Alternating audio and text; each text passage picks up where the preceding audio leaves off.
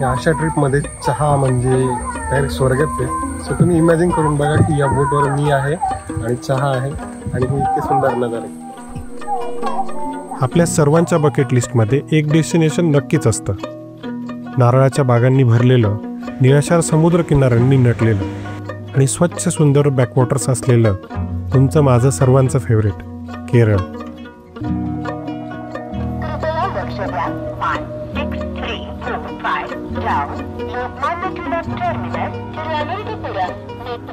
मला जेव्हा संधी मिळेल तेव्हा माझं नेक्स्ट डेस्टिनेशन ठरलं होतं की मला केरळ जायचं. यूट्यूबवर खूप सारे व्लॉग्स बघून आणि रील्स स्क्रोल करून माझं मन भरलं नाही, म्हणून एकट्याने बॅकपॅक करून मी निघून आलो केरळ बघायला.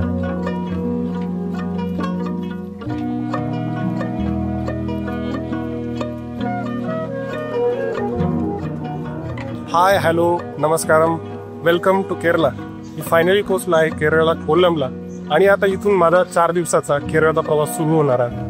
तर आता पहिलं डेस्टिनेशन एकदम ऑफबीट आहे. जनरली लवकर कोणी पहिले केरळ आल्यानंतर त्या डेस्टिनेशनला जात नाही, पण मी ते डेस्टिनेशन निवडलं आहे.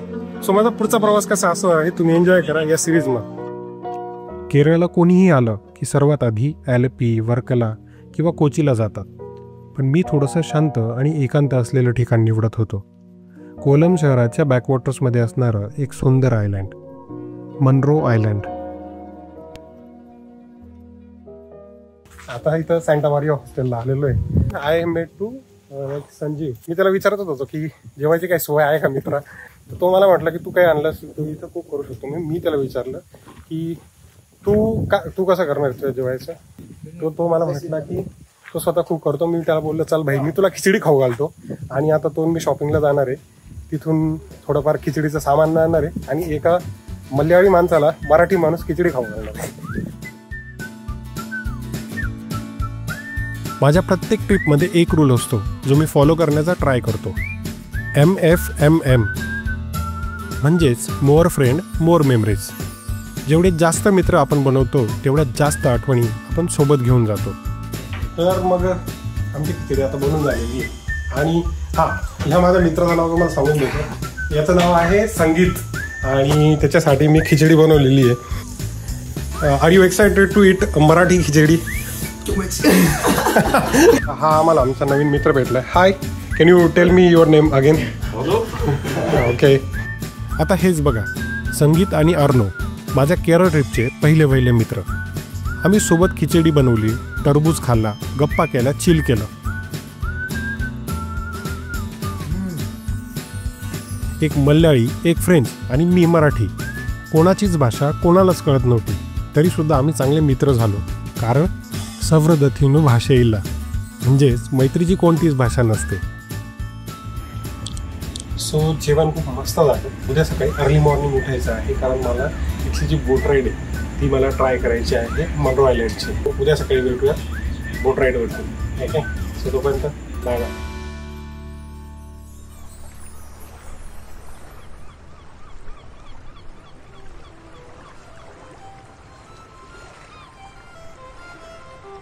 जिकडे मी थांबलो होतो ते सँटा मारिया हॉस्टेल इतक्या कमाल लोकेशनवर असेल याची मला रात्री जराही कल्पना नव्हती. आणि सकाळी जे मी पाहिलं ते दृश्य डोळ्याचं पार न फेडणारं होतं.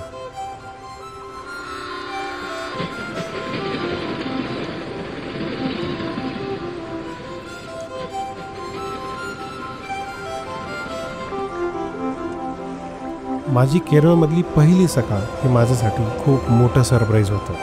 अष्टमुडी लेकच्या बॅकवॉटर्समधून फिरताना आपल्याला इटलीतल्या व्हीनस शहराची आठवण झाल्याशिवाय राहत नाही.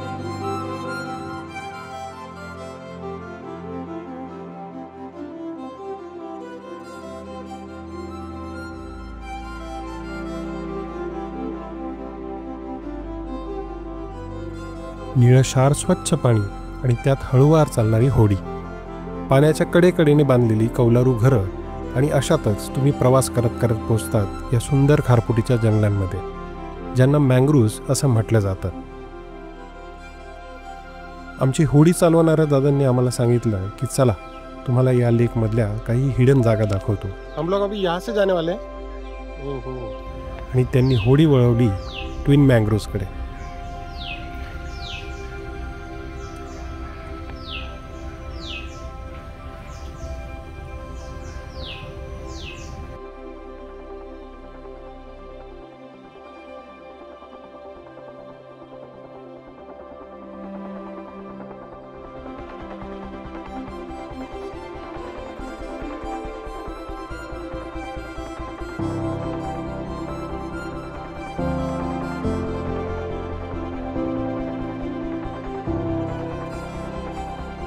सो आम्ही आता पोहोचलो ट्विन मँग्रोव्हच्या इथं, म्हणजे ते असं आर्क तयार झालेलं आहे तुम्हाला सांगितलं. आणि आता मी फायनली पाण्यात उतरणार आहे.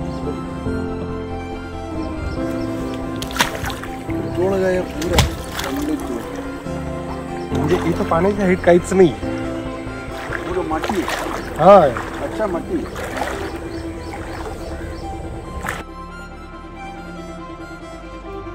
माझ्या आयुष्यात पहिल्यांदाच मी तब्बल 3 तास बोटीने प्रवास केला, पण हे 3 तास कोणत्याही स्वप्नापेक्षा कमी नव्हते.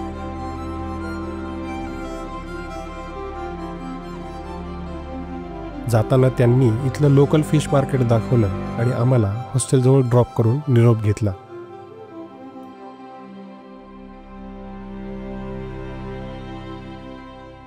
फायनली मी या प्लेसला गुड बाय म्हणतोय आणि आता पुढे मी चाललोय जटायू आर्ट सेंटरला. आणि त्याच्या आधी मला इथून कोलमची बस पकडायची आणि मग कोलमवरून जटायू आर्ट सेंटरची बस पकडायची.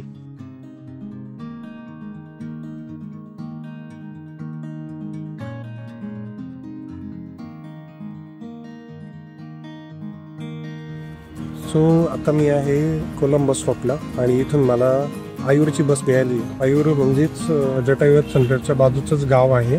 तिथून जटायू आर्ट सेंटर हार्डली 5 ते 10 मिनिटात अंतरावर आहे. सो आता इथून बस निघते, मी तासाभरात तिथं पोहोचून जाईल आणि मग तिथे गेल्यानंतर मी जटायू आर्ट सेंटरला व्हिजिट करेन. सो मला इथं आता 60 रुपयात ऑटो मिळाली आणि मी चाललो आता जटायू आर्ट सेंटर.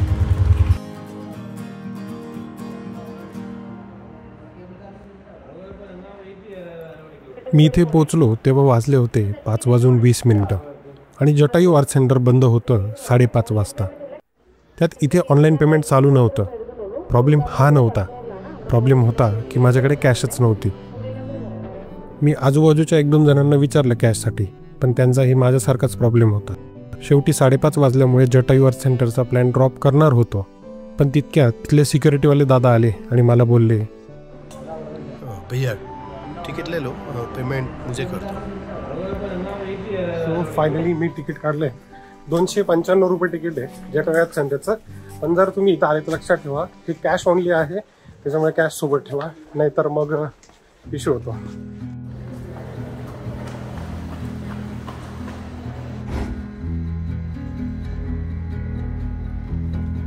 रामायणात रावणापासून सीतेचं संरक्षण करताना जटायूचा पंख कापला गेला होता, त्यामुळे जखमी होऊन तो याच डोंगरावर पडला होता अशी आख्यायिका आहे.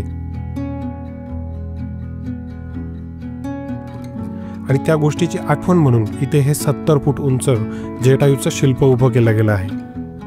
हे शिल्प स्त्रीच्या सन्मानाचं आणि संरक्षणाचं प्रतीक मानलं जातं.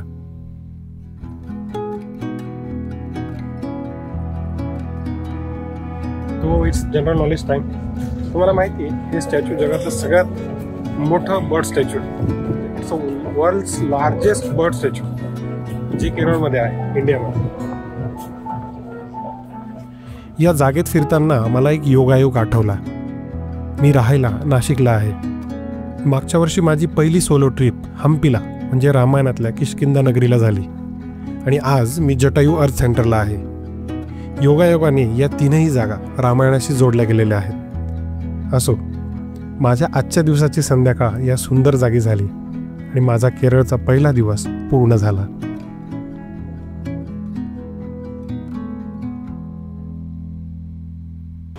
खूप माहोल सनसेट होता. म्हणजे मी माझ्या लाईफमध्ये पहिल्यांदा असा क्लिफवरून सनसेट बघितला आहे आणि थँक्स टू यश की त्याच्यामुळे मला हा सनसेट बघायला मिळाला. इतका सुंदर सनसेट होता.